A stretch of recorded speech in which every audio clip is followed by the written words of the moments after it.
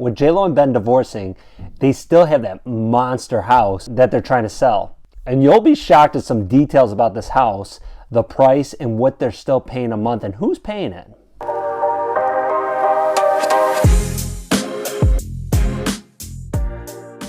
We kind of forget that they still have this house that they own together, and the numbers on it are jaw-dropping. And please subscribe. First of all, imagine they paid $40 million for this place. They paid cash for it, but then they took a $20 million mortgage. And you think, well, they're getting divorced, they're selling the house, no big deal.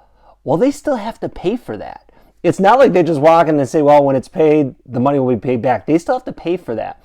And not to mention, on top of the mortgage payment, imagine what it costs to heat and cool that type of place. Tens of thousands of square feet. It's incredible. Think about what your heating or your air conditioning bill is each month. Think about what your water bill is each month. Ours are nothing in comparison with what that house is costing them. And they still have to pay for that. So you got to imagine with them not getting along right now that they're fighting over that. They've been pretty quiet about it, but they have to be fighting over who's paying what and where that money's coming from. And here's the bigger part of it. Realtors in the area are saying the house is not nearly worth that much money. They're talking about the house being worth about $40 million. They're trying to sell it for $60 million. So what tells you is they might have a really hard time selling it at that price. Either they won't sell it at that price or they're going to have to come way down. And they're set to lose a bundle of money on that deal. And again, people will say, well, J-Lo's got a lot of money, Ben's got a lot of money. And also, I don't care how much money you have. You got to imagine it's not easy to lose tens of millions of dollars. And plus, the money, it's not just like they're losing X amount of dollars on the house. They're losing money every single month that they're not selling because you got to heat the place or you got to cool the place. They pay property taxes on it. They're paying staff to maintain the lawn and the property and to keep the house clean. You got to imagine there's a lot of people involved to keep that house running each month. There's probably house managers. And the number that's been thrown around is about almost $250,000 a month that they're paying on this place. It's incredible that you almost can't get your mind around it. Imagine $250,000. The property taxes alone, they're talking on the low end are like $50,000 a month. So imagine if the house stays on the market for even a year, that's $2.5 million at least. It's probably way more. It's probably much more than that. But at minimum, if it takes a year to sell the house, that's $2-3 million right out the window on top of everything else. And that's on top of them not selling it for what they paid for it. And that's why this drama is going to get even more with them.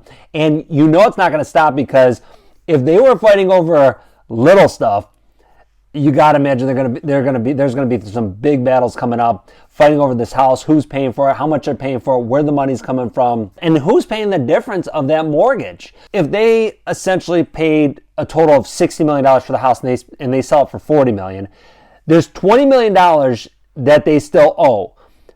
So where's that money coming from? Is it coming from Ben? Is it coming from J-Lo? Is it coming from the both of them? Are they splitting it? Is it coming from some movie deal they did together, some assets they have together? That money's got to come from somewhere. And if you think if they're not getting at each other for this, there's been a few other updates that just happened in the last couple of days with Ben and Jenifer Garner that's probably getting under J-Lo's skin because you got to imagine too that J-Lo's not happy with Ben. I mean, they're fighting over the house, they're fighting over the divorce, they're fighting over all this stuff. But we haven't even heard anything about J-Lo getting upset about everything Ben's doing. The possibly dating Kit Kennedy, being with Jenifer Garner every day, ditching J-Lo's kids, all this stuff. We haven't heard it. She's been really quiet about everything.